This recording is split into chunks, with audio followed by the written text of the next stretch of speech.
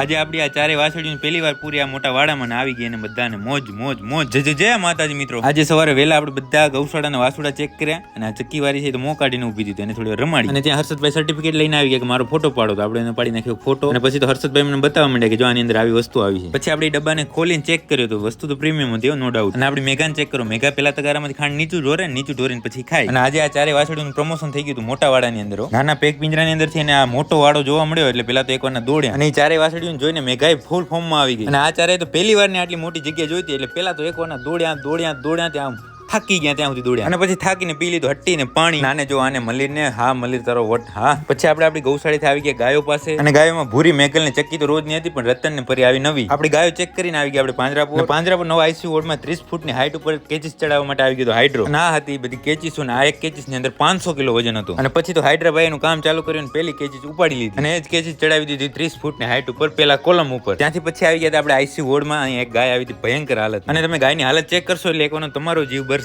જેને આ ગાયનું દૂધ ખાધું છે એનો જે હંચોળો ના ભર્યો, આ નવાંધું થઈ ગયું ત્યાં સુધી કઈ ના જોયું. પછી આપણે બગાડા ઉપર નાખી દવા તો આપણે ખબર પડી કે આની અંદર તો અઢળક જીવાત છે. પછી આપણે એને વ્યવસ્થિત બધું સાફ સફાઈ કરી ઇન્જેક્શન આપીને કરી દીધું કમ્પ્લીટ ડ્રેસિંગ. ભલે મિત્રો આજનો સરસ મજાનો દિવસ પૂરો, સરસ મજાનો વ્લોગ પૂરો. લાઈક કોમેન્ટ શેર કરવાનું ભૂલતા નહીં.